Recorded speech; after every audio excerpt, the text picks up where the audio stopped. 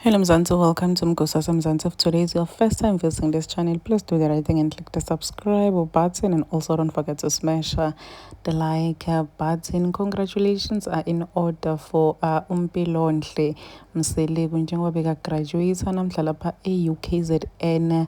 Bantu abaningi bajabule ngendlela lesimanga. Kuqala ngqa-ke kuba nemntwana lapha kaMseleku lo graduate-ako, siyazi ukuthi bosini bahluleka. We know ukuthi bosininje abantu balekile esikolweni lo sesikolweni ngilomntwana wamaqele nyalo usevasithi siyazi ukuthi hayi qha isicwake lesiya siyobuya nayo nje i-degree iphila. So abantu abaningi they are really happy for Umpilo nokuthi she's doing really well ngempilo yakhe. We know ukuthi nyalo ushayile learnership yakhe la kuthengiswa khona timoto. So abantu abaningi njena bayasho ukuthi cha ugele userious ngempilo. I'm even thinking of that TikTok sound lethi it's not cool to be a loser, go to school.